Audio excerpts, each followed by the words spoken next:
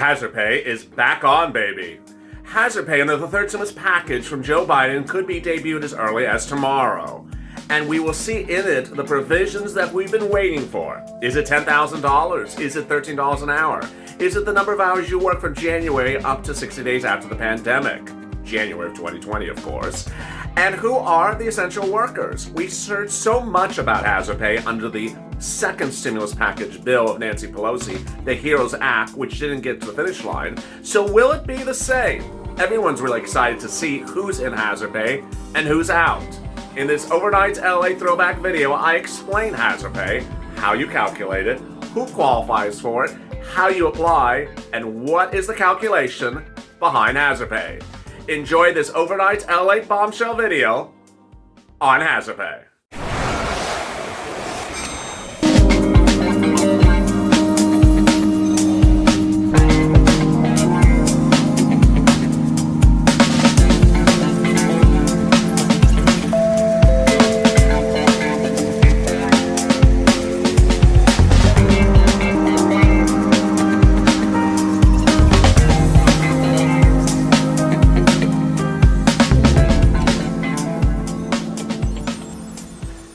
Why are unions now stepping up the heat when it comes to hazard pay under a second stimulus package? Hey everybody, this is LA Lake with a second stimulus check and stimulus package update for today. This one's about hazard pay, that $10,000 from the federal government, which is proposed in the HEROES Act, which is currently in the Senate. Big breaking news overnight about hazard pay in a way that I never saw coming. Unions across this country are now demanding employers, as the pandemic increases and lockdowns are issued again, to start paying hazard pay. So if you are working as an essential worker currently in an environment in which you think you qualify for hazard pay, I want you to pay attention right now. What's going on? If you know, over the last couple of days, I've detailed the differences of hazard pay on a federal level, state level, local level. But this is a business by business level. Let me recap. Hazard pay, when we generally talk about it on this channel, is the federal proposal for hazard pay. The federal proposal, which I'll get to shortly, is in the HEROES Act, up to $10,000 landing in your bank account if the act is passed, if you work or are working as an essential worker. Then there's state or local hazard pay. A lot of states have issued orders, executive orders from their governors to pay essential workers hazard pay. As Mitch McConnell comes in another helicopter today, take me away. Those orders are providing essential workers in states a hazard pay, not $10,000, but a couple $100 if they're working in a at-risk environment during the pandemic. Well, this video today takes it at a whole nother exciting great news level. The great news is that unions are doing what unions are best at, ensuring that you get paid, essential workers, hazard pay, if you are working in that type of environment right now. What's going on? If you don't know, and I'm going to use groceries as an example. If you don't know, grocery stores generally are unionized. They have a very clearly defined union that protects their rights for employment, hourly compensation, things like that. But one of the things they've been excellent on is getting them paid hazard pay. They are now stepping in those unions and reaching out to the major grocery store chains across the country and informing them that they better start paying hazard pay as at-risk situations increase once again. What are we talking about? We're talking about the escalation of COVID-19 cases and the increased lockdowns across the country. Whether we're talking about the national number, oh boy, yesterday, 66,000 new COVID-19 cases in the nation, just exploding. California, worst day ever, 16,000 new cases, compared to 5,000 cases when the lockdown was issued in the state back in March. So COVID-19 cases are getting out of control. Lockdowns are being reissued in certain cities, counties, states across the country. But what are unions doing? They're saying, hey, you better start paying hazard pay to our workers right now. In the case of the grocery store unions, they are reaching out to the grocery store chains that employ that employ their unionized workers and say, you know, you might have paid hazard pay before, maybe in March, but haven't been paid in July and haven't been paid in June because we all thought everything was so wonderful. Well, it's not wonderful now. You need to start paying hazard pay. And they're making big demands.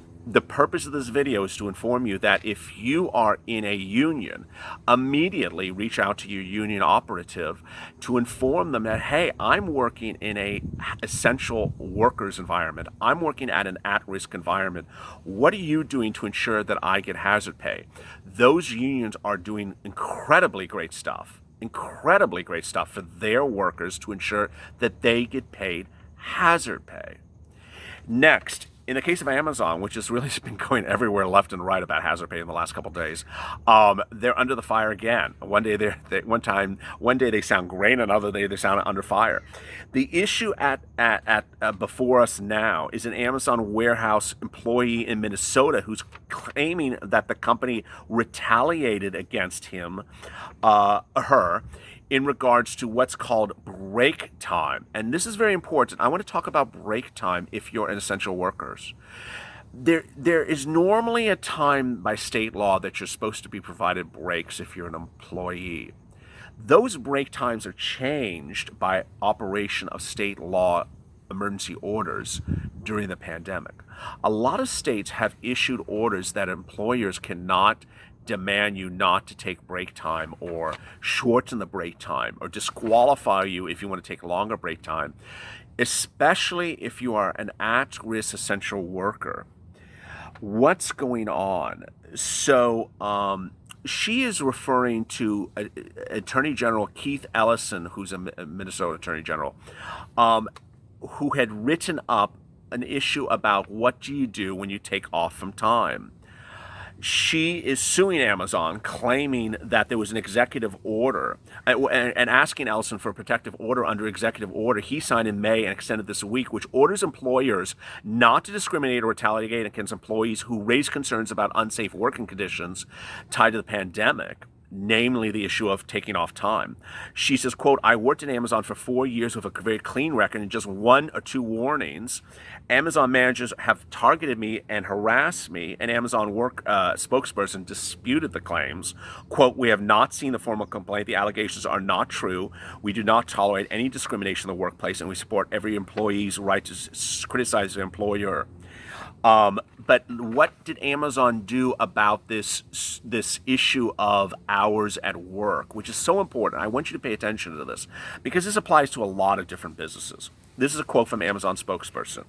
In response to COVID-19, beginning on March 18th, 2020, Amazon ceased providing productivity rate feedback to associates and imposing any discipline related to low productivity rates, says Alexis Stevens, Director of Human Resources for Amazon Fulfillment Centers.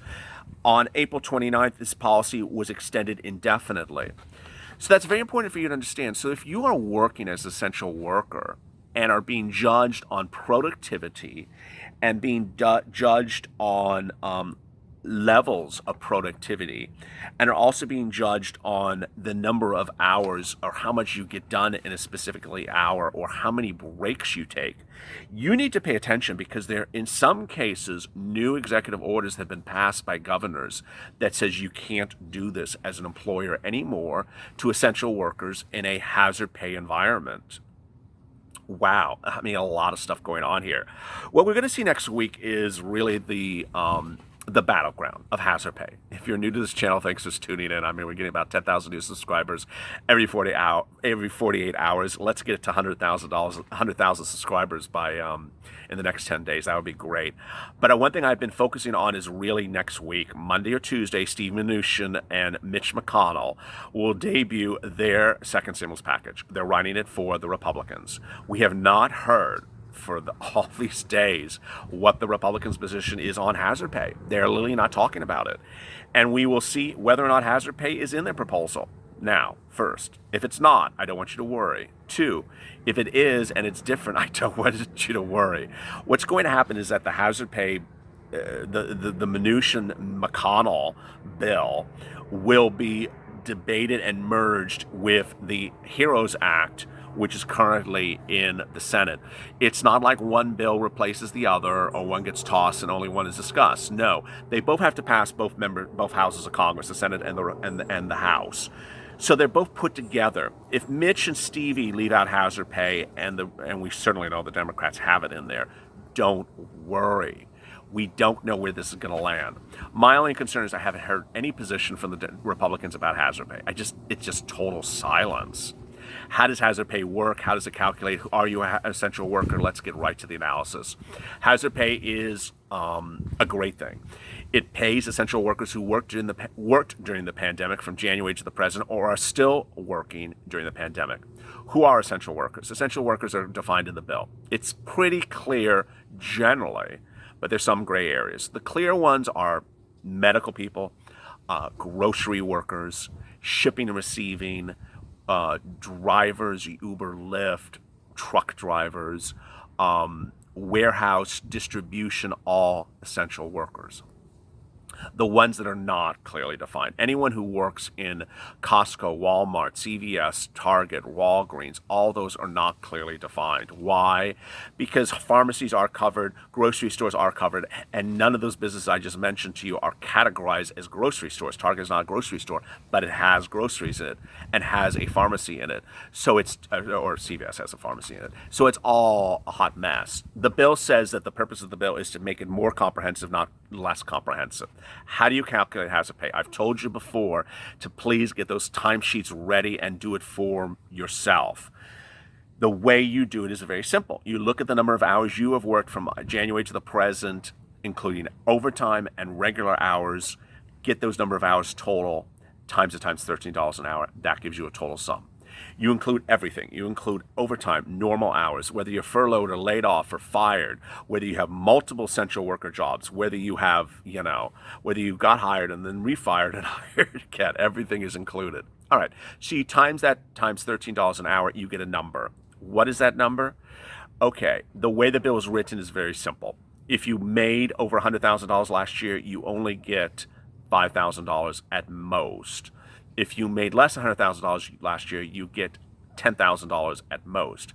If you've already reached that threshold of $5,000 or $10,000 by the time of the calculation that you're doing today, great. You would get a lump sum right in your account. If you haven't, no worry. Then you would get a lump sum of whatever that amount is, and then going forward, you would qualify for $13 an hour for every additional amount of work you do as an essential worker in the pandemic going forward. Pretty easy. And then there's the bad part. There's always a bad part. The bad part is that the employer has to apply for you. Yeah, I mean, who came up with that screwiness? The employer, I actually used the wrong verb. It is not has to, shall or can. There's a double whammy. First, you can't apply. 2, the employer applies for you. And 3, the employer does not have to apply for you. It's just about as screwy can be. And no one likes it. I don't like it. You don't like it. And even Mitt Romney doesn't like it. We've detailed the Mitt Romney plan, which is a Republican version of the hazard pay bill, but has nothing to do with Stevie Mnuchin and Mitch McConnell. So where is Mitt Romney's bill going to go? I don't know. I mean, all these bills are supposed to be discussed and merged together. Mitt Romney says, hey, I'm going to require the employer to apply. I'm going to require the employer to apply for hazard pay for you. 2, I'm going to pay the employer to do it, to do the calculation and do it for you, which I absolutely love. I'm telling you right now, it's a lot of paperwork, a lot of bookkeeping for the employer to figure out how much hazard pay you need to do, to submit the forms to the federal government, to get reimbursed from the federal government, to route it to you. It's a bookkeeping nightmare. And I don't think any employer is going to do it for free. Mitt Romney, who of course has an economic background, a financial background, says, no, they're not going to do it for free. I'm going to have the federal government pay them to do it to ensure you get paid. I mean, I think it's a great thing that Mitt Romney's doing. The only thing that's bad about Mitt Romney's plan is he reduces from $13 an hour to $12 an hour, I think. I think it was like a $1 an hour reduction. Ultimately, it's better to ensure you get the money than have the Democrat version of the bill, which is like, we're not going to require employers to do it. They can just do it if they feel in the mood to do it, which is just screwy. But as we come into next week, we're going to see what's happening with hazard pay.